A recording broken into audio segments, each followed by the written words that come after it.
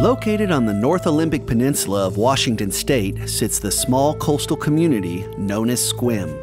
Nestled in the heart of that community is the Northwest Raptor and Wildlife Center, a nonprofit organization devoted to rehabilitating and caring for injured, orphaned, abandoned, or permanently incapacitated wildlife.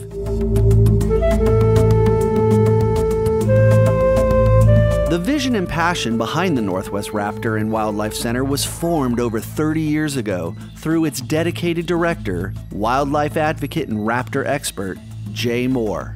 I've always had lots of pets, pet birds, pet dogs, cats, chickens, rabbits, everything.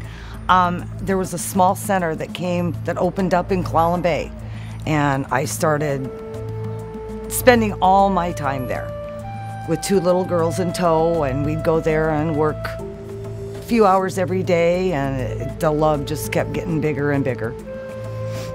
The center that had opened up out in Clallam Bay, the gal got really sick, and I was licensed.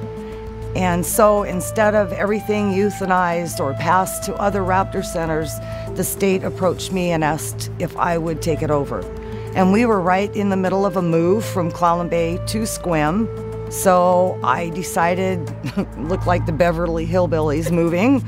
All the different animals and things came with us, and we started building, he and I, and it just kept getting bigger and bigger until we are what we are now.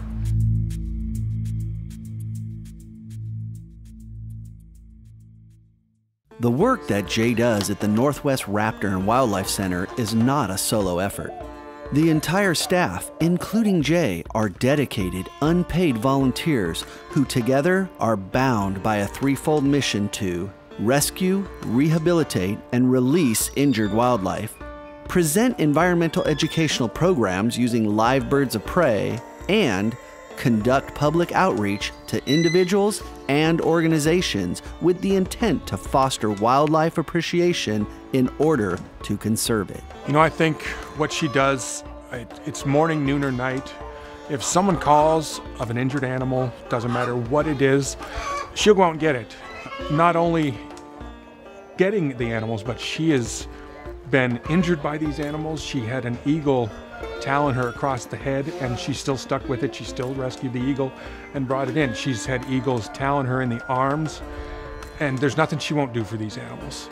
These animals wouldn't exist, these birds would not exist without her. She has put so much into this. Well, she's been doing it for 30 years now. A lot of places would either put the bird down or not even deal with it if it got hurt or whatever, where she takes the time to rehabilitate and spend the love and the time with them. She's doing what everybody else would just look at an animal and think, oh, well, it's time to go. But she doesn't take that line down. She genuinely helps them.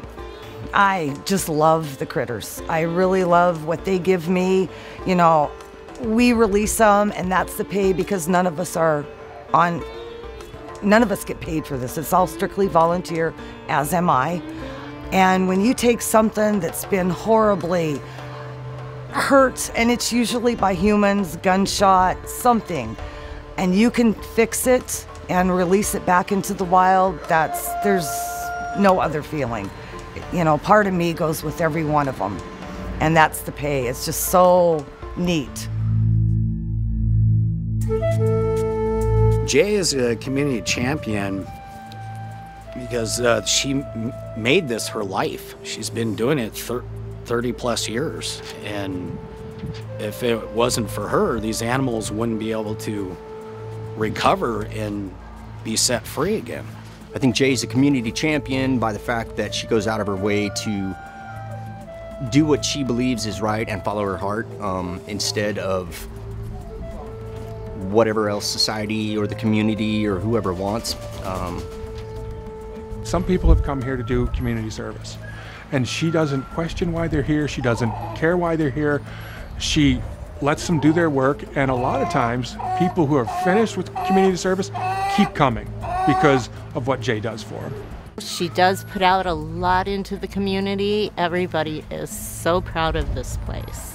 She does it because she loves it, you know? It's part of who she is, and she spent her life bringing animals home like a lot of people maybe do. I did when I was a kid, you know, tried to rescue different things and save them, and it's not about publicity or about renown. It's about doing what her heart's telling her to do, you know, and she has a way with animals that most people never get to find in themselves. So Jay continues to do this work because of the love she has for these animals.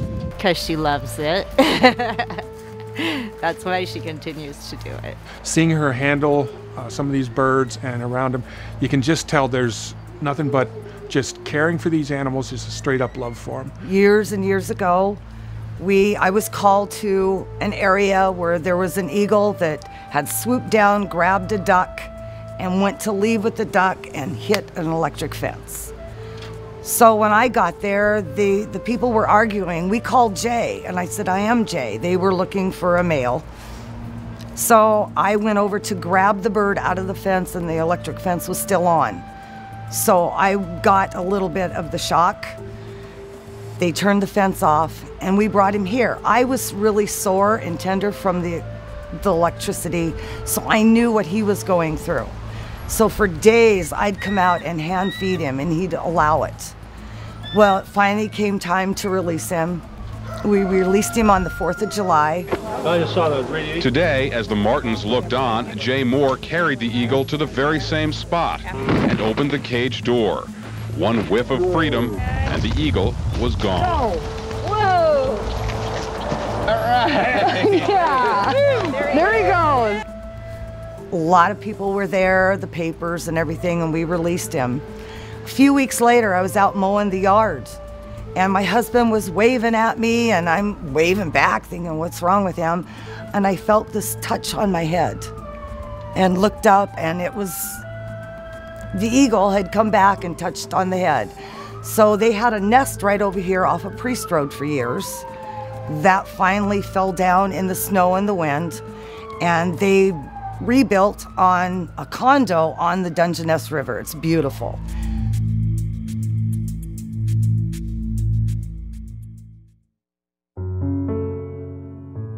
As with every labor of love, there are bound to be setbacks and sad tales. After releasing the eagle, Jay eventually had to come to terms with his death. I was called to a field not far from here. An eagle was down, and he was in a territorial fight, defending his territory, and he was killed.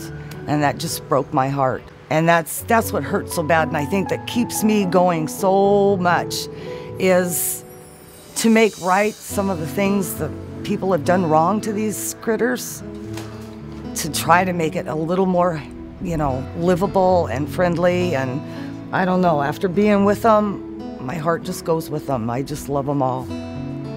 Even after getting injured so many times myself by these, but it's not their fault.